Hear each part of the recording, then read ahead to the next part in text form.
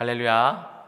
네, 오늘도 주님의 말씀을 사모하셔서 주님의 전에 나오신 여러분 모든 분들 위해 주님의 은혜가 풍성하기를 축복합니다. 예부터 이런 말이 있었습니다. 인생은 만남의 연속이다. 이 말은 독일의 작가이자 의사였던 한스 카로사가 했던 말인데요. 이 말은 우리가 이 세상에 태어나서 부모와 만나고 또 성장하면서는 친구도 만나고 스승도 만나고 또 배우자도 만날 뿐 아니라 또 이제 자녀들까지도 낳고 만나게 되는 그런 인생의 연속성을 이야기하는 말 중 하나입니다. 우리는 이러한 여러 만남의 연속 사이에서 유명하거나 특별한 사람과의 만남만이 우리의 인생을 바꾼다라고 생각하지만 꼭 그렇지는 않더라는 겁니다. 일상에서의 늘 있던 만남이 우리의 인생을 바꾸기도 하는데요. 일본 소니의 공동 창업자인 모리타 아키다와 이부카 마사루, 이 두 사람의 만남은요, 아주 특별한 장소에서 특별하게 만났을 것 같지만 두 사람의 만남은 그저 군대에서 만난 동기 사이였습니다. 물론 군대에서 만나서 이렇게 놀라운 회사를 차린 것도 특별한 만남이라 할 수 있겠지만 사실 이런 만남은 그저 그렇게 지나갈 수 있었던 인연을 두 사람이 놓치지 않았다는 데 그 중요함이 있습니다. 두 사람은 군대에서부터 좋은 만남을 이어갔고 나중에 다시 만나서 한 사람은 경영인으로 또 한 사람은 엔지니어로 함께 일하자고 약속했고 정말 전역한 뒤에는 그 약속대로 세계 최고의 기업 중 하나인 소니를 세우게 됩니다. 이런 여러 일들을 보면요, 좋은 만남이라고 하는 것은 만들어가는 것이지 우연히 찾아오는 것은 아닌 것 같습니다. 그리고 좋은 만남을 만들어가는 이들이 또 좋은 인생을 만들기도 하는데요. 잠언 27장 17절에 보면 관계와 만남에 대해서 이렇게 이야기하고 있습니다. 철이 철을 날카롭게 하는 것 같이 사람이 그 친구의 얼굴을 빛나게 하느니라. 좋은 만남에 대해서 어떻게 얘기하고 있습니까? 서로의 얼굴을 빛나게 하는 만남이라고 하는데요. 우리는 이런 만남을 이미 경험했다는 거죠. 바로 예수님과의 만남입니다. 이제는 저 먼 추억처럼 남은 것 같은 예수님과의 첫 만남을 혹시 기억하고 계신가요? 아니면 지금까지도 떨리는 마음으로 설레는 마음으로 그 첫 만남, 그 첫 마음을 기억하고 계십니까? 아마 저뿐만 아니라 말씀을 듣고 있는 여러분 모두 예수님과의 첫 만남이 인생에서 가장 신비하고도 설레는 만남이었을 거라고 생각됩니다. 그리고 그 만남은 앞서 언급했던 것처럼 우연이 아니었는데요. 그 이유는 우리 모두 하나님의 선택을 받았고 그 은혜에 감사해서 우리는 하나님을 믿기로 또 선택했기 때문입니다. 자, 그런데요, 만남을 선택한다라고 하는 것은요, 단순히 만남 그 자체만을 이야기하는 것은 아닙니다. 만남을 선택한다라고 하는 것은 무엇이냐면요, 나의 미래를 선택한다는 것도 의미합니다.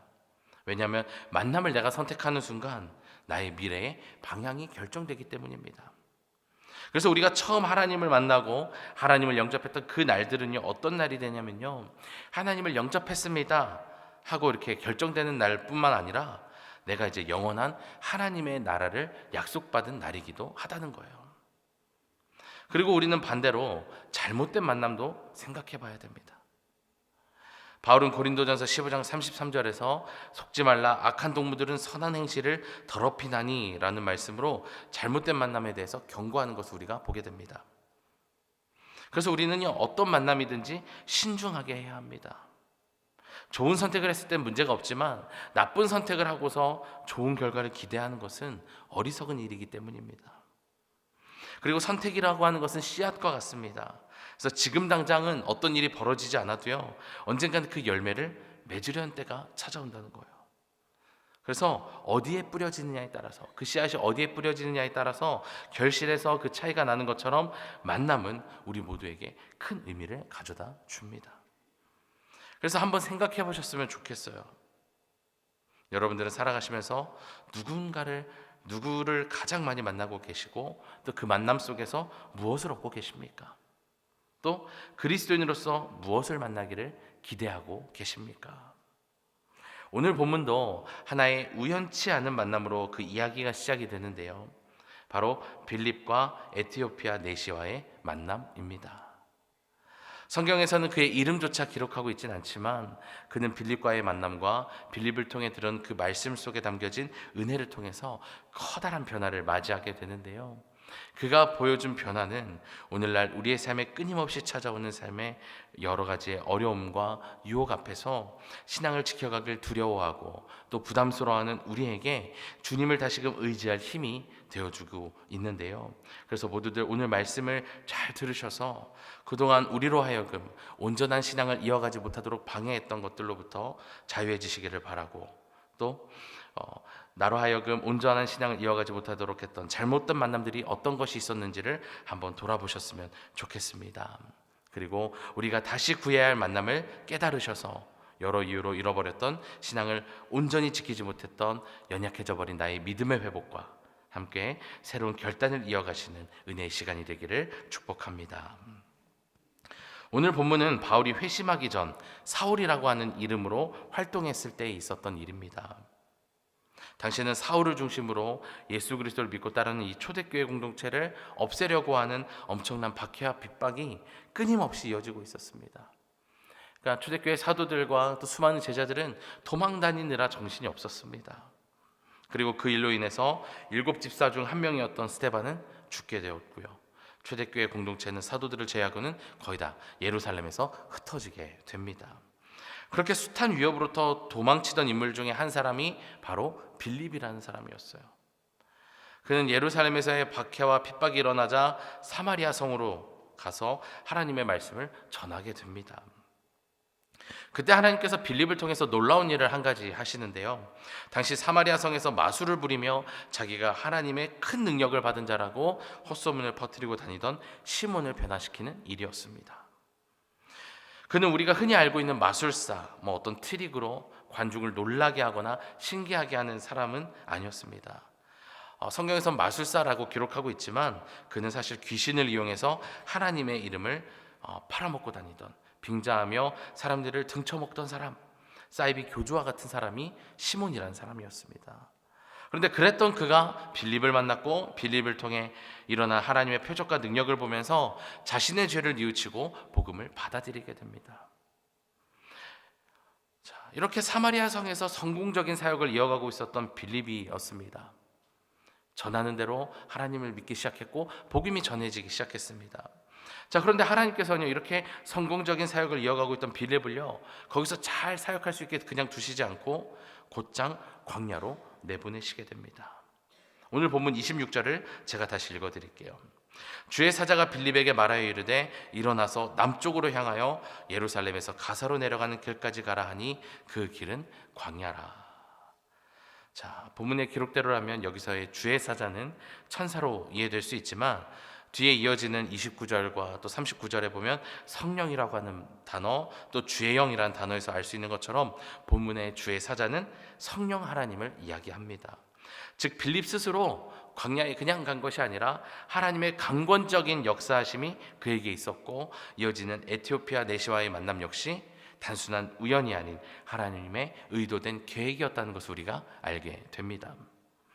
하지만 우리는 여기서 하나님의 이런 결정에 대해서, 빌립을 광야로 보내시는 그 결정에 대해서 한 가지 의구심을 갖게 됩니다. 왜냐하면 하나님의 이 선택이 왠지 비효율적인 것처럼 보이거든요. 만약에 제가 빌립을 어디론가 보낼 수 있는 권한이 있었다라고 한다면 저는 사마리아 성보다 더 많은 사람들이 모이는 곳, 대도시로 그를 보냈을 겁니다. 그리고 거기서 사람들에게 이렇게 외치겠을 것 같아요. 나는 사마리아 성에서 큰 영향력을 끼치고 있던 시몬이란 마술사를 전도한 빌립이다. 그가 내 앞에 무릎을 꿇고 회개했다. 그러니 나를 따라서 하나님을 믿으십시오. 나를 따르십시오. 이렇게 얘기했을 것 같아요. 이것만큼 효과적인 복음 전도가 어디 있겠습니까? 정말 빌립이 대도시에서 그렇게 전도를 했다면 적지 않은 사람들이 그의 이야기를 믿고 귀 기울이고 복음을 받아들였을 겁니다. 그런데 하나님께서는요, 그가 이루어낸 어떤 놀라운 업적과 그의 영향력과는 아무런 상관이 없는 사람이 살지 않는 광야로 보내시는 거예요. 그리고 거기서 에티오피아 내시를 만나게 하십니다. 그리고 빌립을 통해 말씀을 듣게 된 이 에티오피아 내시는 놀라운 은혜를 경험하게 되는데요. 오늘 말씀의 제목을 다시 한번 보도록 하겠습니다. 우리 함께 읽어보도록 하겠습니다. 오늘 제목 시작. 거리낌 없게 하시는 하나님. 네. 오늘 말씀의 제목대로 빌립과 이 에티오피아 내시의 만남, 그리고 내시와 말씀 복음의 만남은요, 그로 하여금 거리낌 없는 믿음을 갖게 하게 됩니다. 그래서 지금부터 그가 새롭게 얻게 된 거리낌 없는 믿음 세 가지와 그의 변화를 함께 살펴보도록 하겠습니다. 먼저 첫 번째로요, 에티오피아 내시는 자신의 위치로 인해 겪는 거리낌의 사라짐을 경험하게 됩니다. 제가 몇 해 전에 충격적인 뉴스를 본 적이 있었는데요.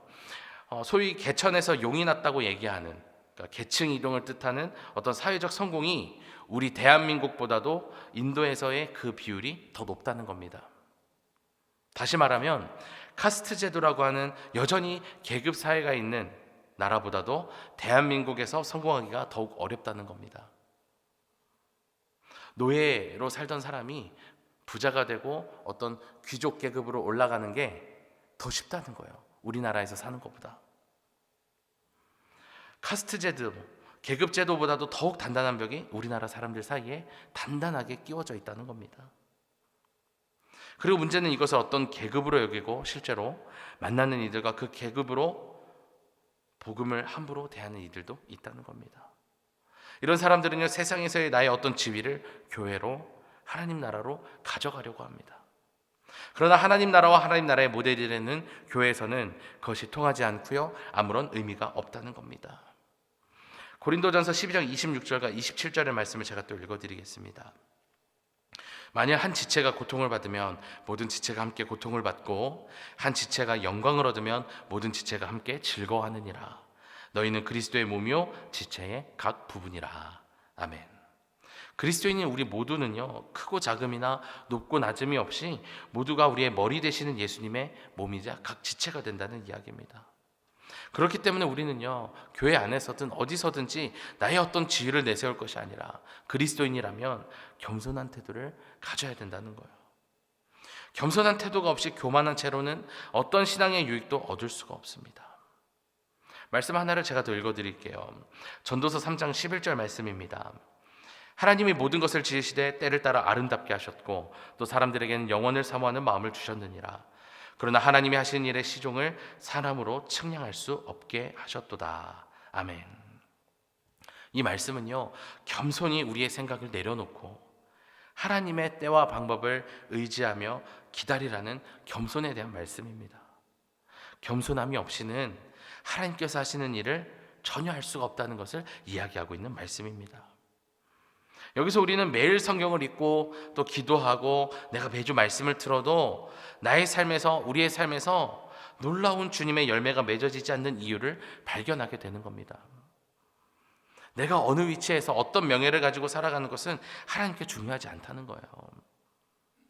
하나님께서 우리에게, 나에게 원하시는 것은 겸손한 태도라는 겁니다. 그리고 오늘 본문에서는 이것을 아주 잘 설명하고 있는데요. 당시 빌립은 내시가 말씀을 읽는 것을 듣고서 가까이 다가갑니다. 그리고 그를 향해 당신이 읽고 있는 것을 이해하고 있는지를 물었고, 내시가 이렇게 대답하죠. 31절 말씀을 우리 다시 함께 읽어보도록 하겠습니다. 시작. 대답하되 지도해 주는 사람이 없으니 어찌.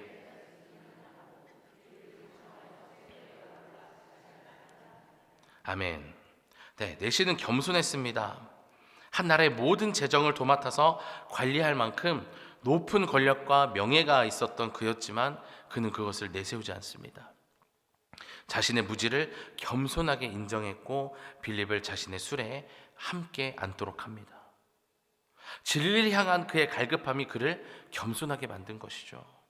그리고 방금 읽은 말씀, 지도해 주는 사람이 없으니 어찌 깨달을 수 있습니까? 라고 하는 그 말씀을 향한 그의 갈급함과 진지한 태도를 우리는 다시 한번 알 수가 있습니다.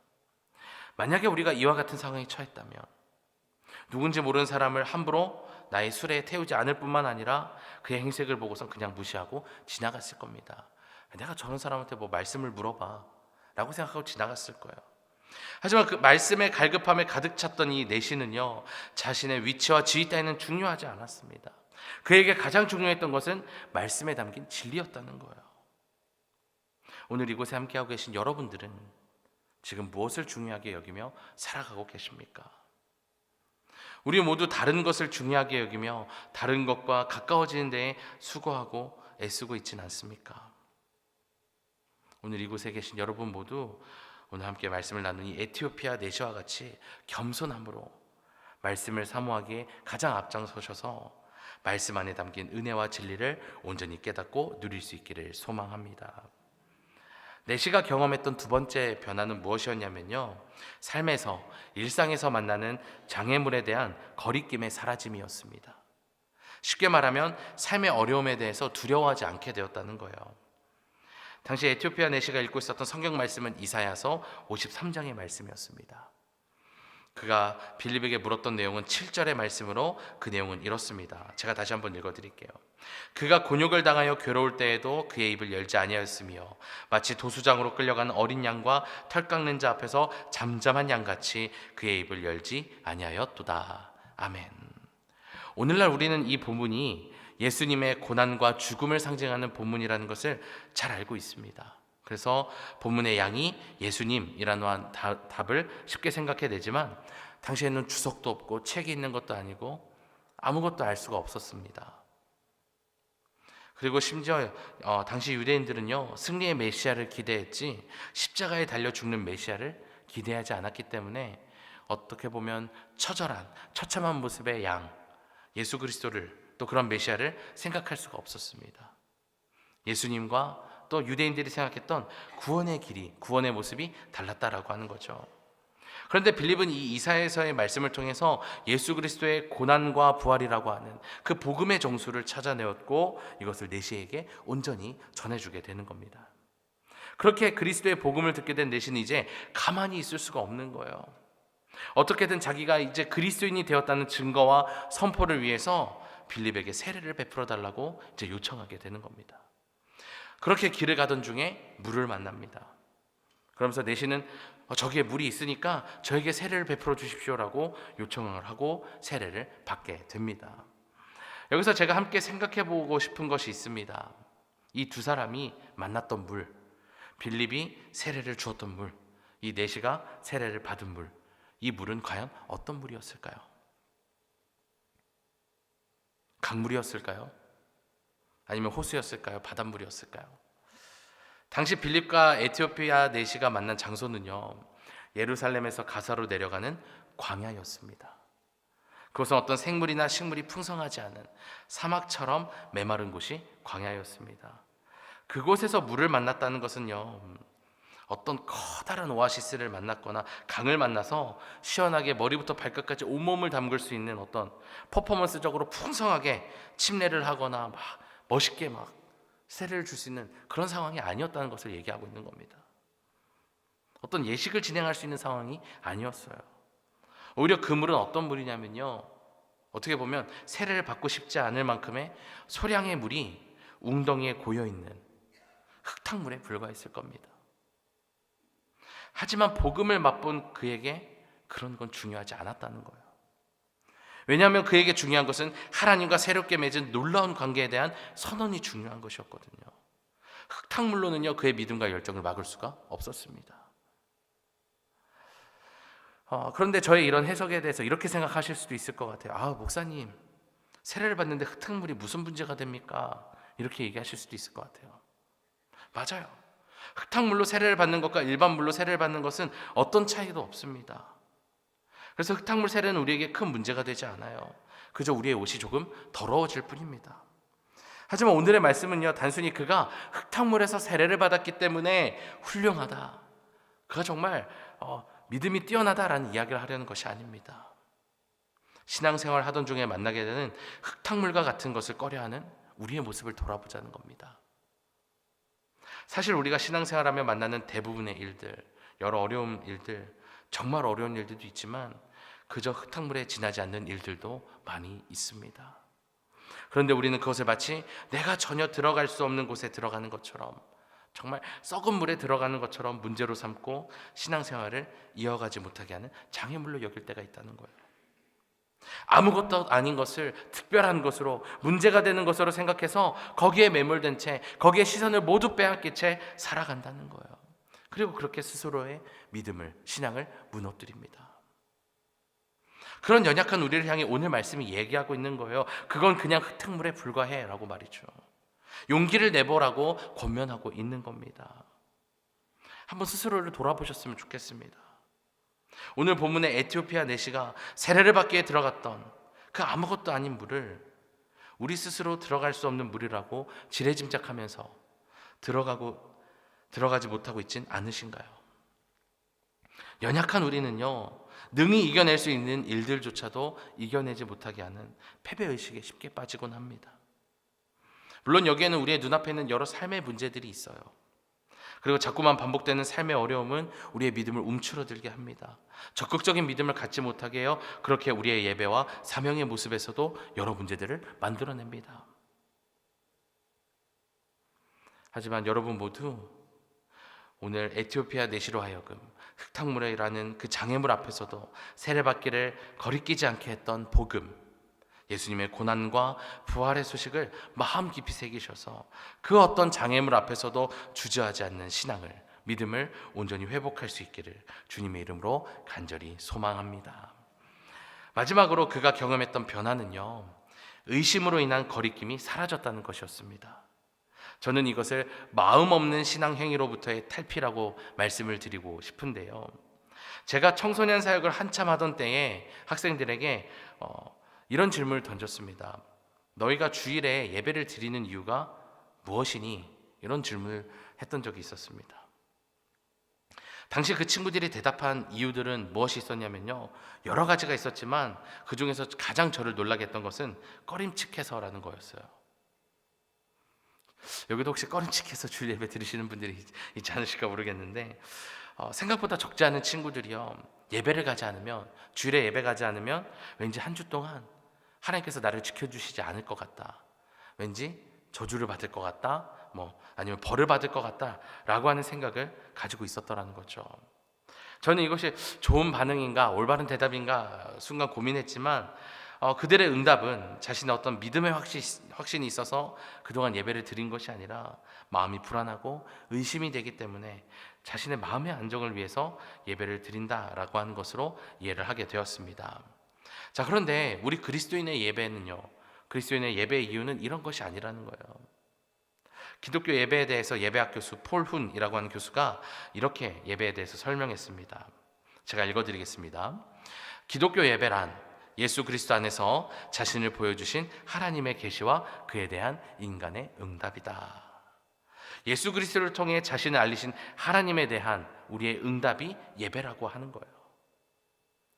자, 그런데 하나님께서 예수 그리스도를 통해 자신을 어떻게 알리셨습니까? 십자가였습니다. 십자가. 예수 그리스도의 십자가 순환과 그 부활에 대한 우리의 감사와 찬양과 눈물이 우리의 예배가 된다는 거예요. 다시 말하면 복음에 대한 확신이 없이는 온전한 예배를 드릴 수가 없다는 것입니다. 그래서 바울은 로마서 12장 1절에서 로마에 있는 자신의 형제들에게 이렇게 예배할 것을 권면합니다. 그러므로 형제들아, 내가 하나님의 모든 자비하심으로 너희를 권하노니 너희 몸을 하나님 기뻐하시는 거룩한 산 제물로 드리라. 이는 너희가 드릴 영적 예배니라. 아멘. 우리를 산 제물로 드리라고 이야기합니다. 우리의 영혼 없는 어떤 반복적인 행위들로는 예배를 드릴 수 없다는 거예요. 그런데 우리는 어떠한 횟수, 시간, 행위 등을 가지고 우리의 신앙의 전부인 것으로, 우리의 믿음의 전부인 것으로 생각할 때가 있다는 거죠. 에티오피아의 내시도 그러했습니다. 그는 유대인으로서 매년 정해진 절기에 따라 예배하러 예루살렘에 왔어요.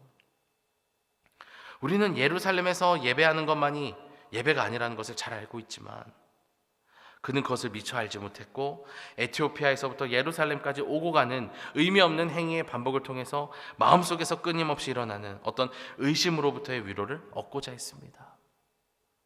여러분들은 어떠십니까? 혹시 우리 성도님들께서도 의미 없는 어떤 행위의 반복에만 만족하고 있지는 않으십니까? 그래, 오늘 내가 수요 예배도 왔다 갔다, 주일 예배도 왔다 갔어, 그럼 됐어 라고 생각하고 계십니까? 그러나 말씀을 받은 사람, 복음을 깨달은 사람은요, 행위를 통한 만족을 넘어선 주님만이 주실 수 있는 충만한 기쁨을 누리게 된다는 거예요. 저는 오늘 함께 예배하고 있는 여러분들이, 우리 성도님들이 이 기쁨과 은혜를 누릴 수 있기를 소망합니다. 그래서 오늘의 이 예배만이 아니라 앞으로의 삶 속에서 의미 없는 행위의 반복에서 나오는 의심으로부터 위로를 얻는 것이 아닌 참된 기쁨으로 주님만이 주실 수 있는 위로와 평안을 누리기를 소망합니다. 오늘 우리는 이렇게 빌립과 에티오피아 내시와의 만남 속에서 함께 그에게 전해진 복음이 그를 변화시킨 모습들을 살펴보았습니다. 사탄은 우리의 연약함을 이용해서 삶의 자리에서 나에게 주어진 자리에 취하게 만들고 겸손함 없이 교만한 마음으로 모든 것을 대하며 살게 합니다. 또 우리의 삶의 작은 문제를 큰 문제로 여기게 하기도 하고요. 그것을 신앙의 장애물로 여기게 하고 패배의식에 빠진 연약한 모습을 이어가게 했습니다. 또 사탄은 우리의 연약함으로 끊임없는 의심과 불안 속에서 주님을 통해 누려야 할 기쁨을 빼앗기도 합니다. 이러한 사탄의 교묘한 술수에서 우리가 벗어나려면 에티오피아 내시의 마음, 말씀을 향한 갈급함, 말씀을 사모하는 마음을 우리가 회복해야 되는 줄 믿습니다. 우리를 겸손하게 하고 우리의 문제를 이겨낼 수 있는 힘을 주며 우리에게 참된 기쁨을 주는 것은 세상 어디에 있는 것이 아니라 오직 여호와 하나님의 말씀, 오직 예수 그리스도의 은혜뿐인 줄 믿습니다. 모두들 오늘의 말씀을 잘 기억하셔서 아무것도 할 수 없다고 모든 것을 거리끼게 만들었던 삶에서 어떤 것도 거리끼지 않는, 주저하지 않는 신앙을 잘 회복하셔서 주님만이 주실 수 있는 놀라운 은혜와 기쁨을 온전히 누리며 살아가시기를 주님의 이름으로 간절히 축원합니다.